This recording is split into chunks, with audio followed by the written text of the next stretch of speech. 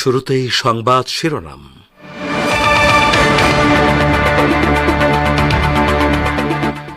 মার্কিন মদদে হামাস নেতা হানিয়াকে হত্যা করেছে ইসরায়েল, জানালো আইআরজিসি। ইরানের জবাব হবে নতুন ও আশ্চর্যজনক, বললেন উপদেষ্টা। বাংলাদেশে বৈষম্য বিরোধী ছাত্র আন্দোলনের অসহযোগ আন্দোলনের প্রথম দিনে ৮১ জনের প্রাণহানি, আবারও নতুন কর্মসূচির ঘোষণা আন্দোলনকারীদের। বাংলাদেশে নাশকতাকারীদের সন্ত্রাসী আখ্যা দিয়ে তাদের দমনের নির্দেশ প্রধানমন্ত্রীর, ছাত্রদের ঘরে ফিরে যাওয়ার আহ্বান জানিয়ে সরকারি প্রেস বিজ্ঞপ্তি।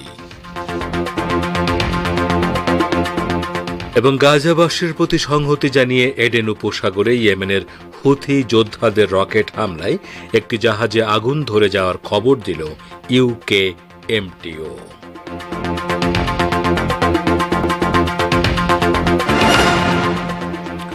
আসসালামু আলাইকুম। এতক্ষণ গুরুত্বপূর্ণ সংবাদ শিরোনাম শুনলেন। এবারে বিস্তারিত বিশ্ব সংবাদে আপনাদের স্বাগত জানাচ্ছি। আমি গাজী আব্দুর রশিদ। ইরানের ইসলামী বিপ্লবী গার্ড বাহিনী বা আইআরজিসি বলেছে, ইহুদিবাদী ইসরায়েলের পরিকল্পনায় এবং মার্কিন প্রশাসনের প্রত্যক্ষ মদদে রাজধানী তেহরানে হামাসের শীর্ষ নেতা ইসমাইল হানিয়াকে হত্যা করা হয়েছে। শনিবার প্রকাশিত এক বিবৃতিতে আইআরজিসি বলেছে, একটি স্বল্প পাল্লার ক্ষেপণাস্ত্র দিয়ে ওই হামলা চালানো হয়েছে, যাতে আনুমানিক 7 কেজি ওজনের একটি বোমা ছিল। বোমাটি ভয়ঙ্কর শব্দে বিস্ফোরিত হয়। বিবৃতিতে বলা হয়, হামাস নেতা যে বাসভবনে ছিলেন তার বাইরে থেকে ক্ষেপণাস্ত্রটি নিক্ষেপ করা হয়েছিল। আইআরজিসি আরও বলেছে, ইহুদিবাদী সরকারকে কঠোর শাস্তি পেতে হবে, তবে তা হবে উপযুক্ত সময়, স্থান ও পদ্ধতিতে। গত সপ্তাহে ইরানের নতুন প্রেসিডেন্ট মাসুদ পেজেশকিয়ানের শপথ গ্রহণের অনুষ্ঠানে যোগ দিতে তেহরান সফরে এসেছিলেন ইসমাইল হানিয়া। তিনি ৩১ জুলাই তেহরানে তার জন্য নির্ধারিত বাসস্থানে নিজের একজন দেহরক্ষী সহ শহীদ হন। এদিকে ইরানের ইসলামী বিপ্লবী গার্ড বাহিনী বা আইআরজিসির শীর্ষ পর্যায়ের উপদেষ্টা হোসেইন তায়েব বলেছেন, হামাস নেতা ইসমাইল হানিয়াকে হত্যার বিষয়ে ইরানের প্রতিক্রিয়া হবে নতুন এবং আশ্চর্যজনক। ৩১ জুলাই রাজধানী তেহরানে হামাস প্রধান ইসমাইল হানিয়ার শাহাদাতের প্রতিক্রিয়ায় তায়েব বলেন, হানিয়ার শাহাদাতের প্রতিশোধ নিতে তেহরানের দৃশ্যপট এখন ধারণা করা যাচ্ছে না। তিনি বলেন, ইহুদিবাদী ইসরায়েলের পরিস্থিতি বিশৃঙ্খল অবস্থায় পড়েছে। তাদের মধ্যে ইরানের প্রতিক্রিয়া সম্পর্কে ক্ষীণ ধারণা নেই। হোসেন তায়েব বলেন, ইসরায়েল এখন বিদেশি বিনিয়োগকারীদের জন্য অনিরাপদ। আইআরজিসির এ উপদেষ্টা আরও বলেন, ইসরায়েলের ক্ষমতাসীন দল এবং বিরোধীরাই বলছে দখলদার ইসরায়েলের ধ্বংস আসন্ন। আমেরিকার আধিপত্যেরও অবসান হতে চলেছে বলে মন্তব্য করেন হোসেন তায়েব। গাজা উপত্যকায় অবিলম্বে যুদ্ধবিরতি প্রতিষ্ঠা করার আহ্বান জানিয়েছে ইরান ও কাতার। দখলদার ইসরায়েলি সেনারা যখন অবরুদ্ধ এই উপত্যকায় ভয়াবহ গণহত্যা ও দমন অভিযান চালাচ্ছে, তখন এ আহ্বান জানানো হল। কাতারের রাজধানী দোহায় স্বাগতিক দেশের আমির শেখ তামিম বিন হামাদ আলে সানির সঙ্গে শনিবার ইরানের প্রথম ভাইস প্রেসিডেন্ট মোহাম্মদ রেজা আরেফের সাক্ষাতে দুদেশ এ আহ্বান জানায়। এ সময় আলে সানি ও আরেফ দ্বিপক্ষীয়, আঞ্চলিক ও আন্তর্জাতিক বিষয়াদি নিয়ে কথা বলেন। সাক্ষাতে গাজায় অবিলম্বে যুদ্ধবিরতি প্রতিষ্ঠা করার ব্যাপারে আলোচনা করতে ইসলামী সহযোগিতা সংস্থা বা ওআইসির জরুরি বৈঠক তলব করার আহ্বান জানান ইরানের ভাইস প্রেসিডেন্ট। এ সময় দুই নেতা দ্বিপক্ষীয় সহযোগিতা আরও শক্তিশালী করার আগ্রহ প্রকাশ করেন।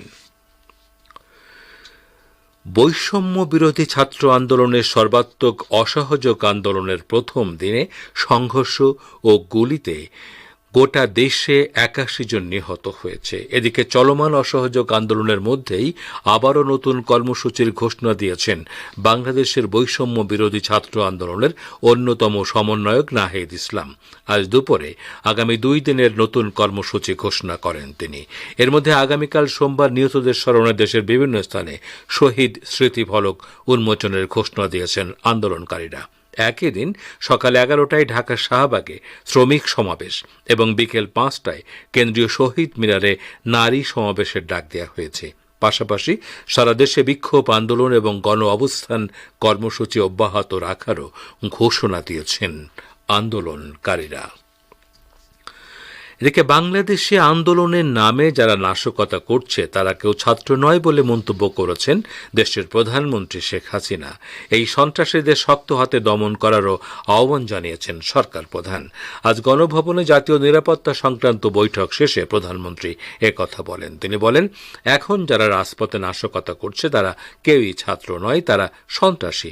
এই সন্ত্রাসীদের শক্ত হাতে দমন করার জন্য আমি দেশবাসীর প্রতি আহ্বান জানাই। উল্লেখ্য, সরকারি চাকরির কোটা সংস্কারের দাবিতে শুরু হওয়া এই আন্দোলন এখন সরকার বিরোধী আন্দোলনে রূপ নিয়েছে। প্রধানমন্ত্রী আলোচনার আহ্বান উপেক্ষা করে শনিবার সরকার পতনের এক দফা দাবিতে সর্বাত্মক অসহযোগের ডাক দেয় কোটা সংস্কার আন্দোলনকারীদের প্ল্যাটফর্ম বৈষম্য বিরোধী ছাত্র আন্দোলন। শিক্ষার্থীদের এই আন্দোলনে বিএনপি ও তার সহযোগী সংগঠনগুলো যোগ দিয়েছে। এদিকে সরকার পতনের এক দফা দাবিতে অসহযোগ আন্দোলনের মধ্যে বিভিন্ন জায়গায় জঙ্গি হামলা হচ্ছে জানিয়ে সতর্ক করেছে সরকার। রোববার সংঘাতে বিপুল পরিমাণ মানুষের প্রাণহানির মধ্যে এক সরকারি প্রেস বিজ্ঞপ্তিতে কথা জানানো হয়। প্রধানমন্ত্রীর কার্যালয়ের প্রেস উইং থেকে বিজ্ঞপ্তিটি পাঠানো হয়েছে। তাতে লেখা হয়েছে, ছাত্রছাত্রী ও অভিভাবক সকলকে নিরাপদে ঘরে ফিরে যাওয়ার জন্য অনুরোধ করা হচ্ছে। বিভিন্ন জায়গায় জঙ্গি হামলা হচ্ছে, জঙ্গি হামলাকারীদের বিরুদ্ধে কঠোর ব্যবস্থা নেওয়া হবে। বাংলাদেশের বিভিন্ন স্থানে আন্দোলনরত শিক্ষার্থীদের উপর সরাসরি গুলি না চালানোর নির্দেশনা চাওয়ার রিট আবেদন খারিজ করে দিয়েছে হাইকোর্ট। তবে আদালত গুলি চালানোর ক্ষেত্রে ফৌজদারি কার্যবিধি ও পুলিশি প্রবিধান যেন মেনে চলা হয় সে বিষয়ে নির্দেশনা দিয়েছে। আজ বিচারপতি মোস্তফা জামান ইসলাম ও বিচারপতি এস.এম. মাসুদ হোসেন দোলনের হাইকোর্ট এ আদেশ দেন।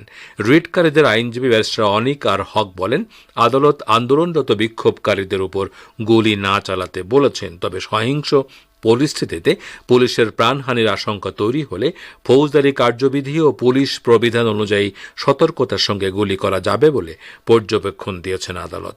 আজ 6 সমন্বয়ক যেহেতু এরই মধ্যে মুক্তি পেয়েছেন, তাই এ বিষয়ে কোর্ট কোনো আদেশ দেননি। স্কুল সার্ভিস কমিশনের 26,000 চাকরি বাতিল মামলায় সুপারিশ ছাড়া নিয়োগ হয়নি বলে জানালো পশ্চিমবঙ্গের মধ্য শিক্ষা পর্ষদ। গতকাল সুপ্রিম কোর্টে লিখিত বক্তব্যে পর্ষদ জানিয়েছে, এসএসসির সুপারিশ ছাড়া কাউকে নিয়োগপত্র দেওয়া হয়নি। সঠিক পদ্ধতিতেই 25,844 জনকে চাকরি দেওয়া হয়েছে। শীর্ষ আদালতে পর্ষদ কলকাতা হাইকোর্টের রায় বাতিল করার আর্জি জানিয়েছে। 2016 সালের নিয়োগ প্রক্রিয়ায় একাধিক দুর্নীতির অভিযোগ উঠলেও পর্ষদ তার লিখিত বক্তব্যে সে বিষয়ে কোনো কিছু উল্লেখ করেননি। এমনকি ওএমআর শিট বিকৃতি নিয়েও তারা কোনো তথ্য জানায়নি। এসএসসির নিয়োগ দুর্নীতি মামলায় 26,000 চাকরি বাতিলের রায় দিয়েছিল হাইকোর্ট। সুপ্রিম কোর্টের নির্দেশে আপাতত তা স্থগিত রয়েছে। সব পক্ষের লিখিত বক্তব্য জানতে চেয়েছে শীর্ষ আদালত, সেই মতো বক্তব্য জমা দিয়েছে পর্ষদও। আপনারা বিশ্ব সংবাদ শুনছেন রেডিও তেহরান থেকে, আর প্রচারিত হচ্ছে বাংলাদেশ, ভারত ও মধ্যপ্রাচ্যে শর্টে 25 মিটার ব্যান্ডে, এছাড়া বিশ্বজুড়ে ইন্টারনেট ও স্যাটেলাইটে।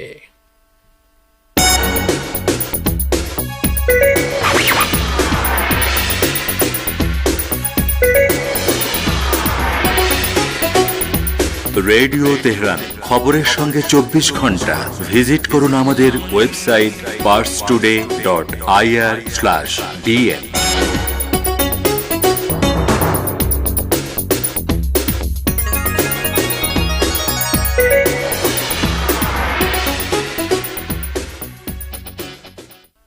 আবারও ফিরে এলাম বিশ্ব সংবাদে। এডেন উপসাগরে দৃশ্যত রকেট হামলার পরে একটি জাহাজে আগুন ধরে গেছে। United kingdom maritime trade operations বা ইউকেএমটিও এই তথ্য দিয়েছে। কাতার ভিত্তিক আল জাজিরা টেলিভিশনের এক প্রতিবেদনে বলা হয়েছে, ইউকেএমটিও আজ ভোরে ঘোষণা করেছে যে ইয়েমেনের উপকূল থেকে 120 নটিক্যাল মাইল দক্ষিণ পশ্চিমে এডেন উপসাগরে জাহাজটিতে আগুন ধরে যায়। তবে জাহাজের গন্তব্য এবং এই হামলার সাথে কারা জড়িত সে সম্পর্কে বিস্তারিত কোনো তথ্য জানায়নি ইউকেএমটিও। গত 9 মাসে ইয়েমেনের হুতি আনসারুল্লাহ সমর্থিত সশস্ত্র বাহিনী ফিলিস্তিনের গাজা উপত্যকায় ইহুদিবাদী ইসরায়েলের বর্বর আগ্রাসন ও গণহত্যামূলক যুদ্ধের জবাব হিসেবে ইসরায়েলের সাথে সংশ্লিষ্ট এবং ইসরায়েলে বন্দর অভিমুখী বহু সংখ্যক জাহাজে হামলা চালিয়েছে। ফিলিস্তিনের ইসলামী প্রতিরোধ আন্দোলন হামাসের শীর্ষ নেতা ইসমাইল হানিয়ার শাহাদাতের ঘটনায় ইসলামী সহযোগিতা সংস্থা বা ওআইসি জরুরি বৈঠক ডাকার বিষয়ে ইসলামী প্রজাতন্ত্র ইরান যে আহ্বান জানিয়েছে তার প্রতি পূর্ণ সমর্থন দিয়েছেন পাকিস্তানের পররাষ্ট্রমন্ত্রী ইসহাক দার। শনিবার ইরানের ভারপ্রাপ্ত পররাষ্ট্রমন্ত্রী আলী বাকেরি কানির সাথে টেলিফোন আলাপে ইসলামাবাদের এই সমর্থনের কথা জানান পাক পররাষ্ট্রমন্ত্রী। তিনি বলেন, ওআইসির গুরুত্বপূর্ণ বৈঠকে পাকিস্তান সক্রিয়ভাবে অংশ নেবে। এরই মধ্যে পাকিস্তানের প্রধানমন্ত্রী শাহবাজ শরীফ বর্বর গুপ্ত হত্যা এবং গাজার উপর ইহুদিবাদী ইসরায়েলের গণহত্যামূলক আগ্রাসনের কঠোর নিন্দা জানিয়েছেন। গত বুধবার রাজধানী তেহরানের একটি বাসভবনে ইহুদিবাদী ইসরায়েলের গুপ্ত হত্যার শিকার হন ইসমাইল হানিয়া। আপনারা বিশ্ব সংবাদ শুনছেন রেডিও তেহরান থেকে, আর প্রচারিত হচ্ছে বাংলাদেশ ও ভারতের শর্টওয়েভ 25 মিটার ব্যান্ডে। ইসলামী প্রজাতন্ত্র ইরানের জাতীয় সংসদের স্পিকার মোহাম্মদ বাকের কালিবফ বলেছেন, অবরুদ্ধ গাজা উপত্যকায় ইহুদিবাদী ইসরায়েল গত 10 মাস ধরে যে গণহত্যামূলক যুদ্ধ চালিয়ে আসছে তার ব্যর্থতা ঢাকতে প্রতিরোধ আন্দোলনের নেতা এবং কমান্ডারদেরকে হত্যা করছে। শনিবার লেবাননের ইসলামী প্রতিরোধ আন্দোলন হিজবুল্লাহর মহাসচিব সাইয়েদ হাসান নাসরুল্লাহর কাছে পাঠানো এক শোক বার্তায় বাকের কলিবফ একথা বলেন। হিজবুল্লাহর শীর্ষ কমান্ডার ফুয়াদ শুকরকে ইহুদিবাদী ইসরায়েলে কাপুরুষোচিতভাবে শহীদ করেছে, তার জন্য গভীর শোক ও সমবেদনা জানান ইরানি স্পিকার।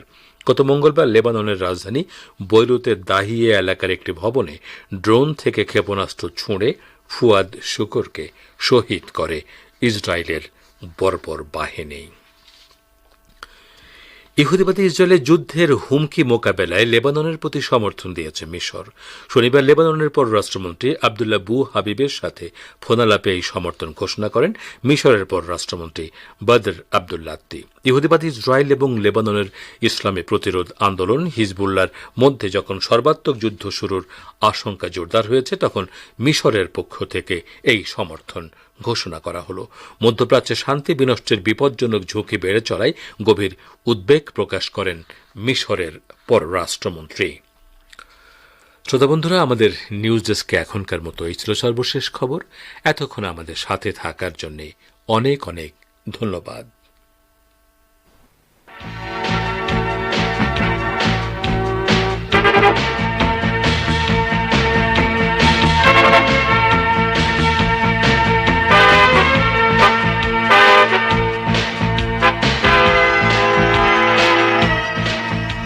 বিশ্ব সংবাদ শুনলেন রেডিও তেহরান থেকে। শ্রোতা বন্ধুরা, এবারে আমন্ত্রণ জানাচ্ছি সংবাদ ভাষের অনুষ্ঠান দৃষ্টিপাতে। ইউরোপীয় ইউনিয়নের কার্যনির্বাহী সংস্থা ইউরোপীয় কমিশন পরিচালিত এক সমীক্ষার ফলাফলে দেখা গেছে বেশিরভাগ ইউরোপীয় নাগরিক ইউরোপীয় ইউনিয়নের ভবিষ্যৎ নিয়ে হতাশ। ইউরোপীয় ইউনিয়নের প্রতি জার্মান নাগরিকদের আস্থা কমে যাওয়ার কারণ হচ্ছে এই ইউনিয়ন এবং এর সদস্য রাষ্ট্রগুলো একটি অভিন্ন ইউরোপীয় অভিবাসন নীতি গ্রহণ করছে না। এ সম্পর্কে আজকের দৃষ্টিপাতে রয়েছে আমাদের ভাষ্যকারের একটি পর্যালোচনা। পড়ে শোনাচ্ছেন সহকর্মী Ashrafur Rahman.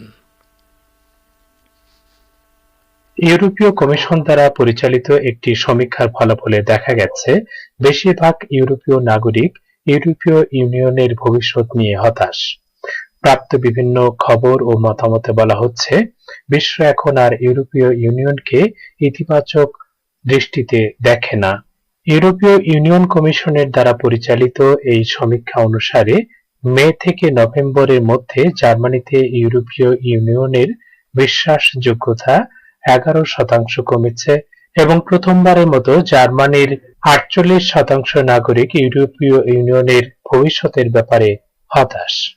Pars Today report অনুসারে এস্তোনিয়ার নাগরিকদের মধ্যে ইউরোপীয় ইউনিয়নের প্রতি অনাস্থার মাত্রা জার্মানির চেয়ে বেশি।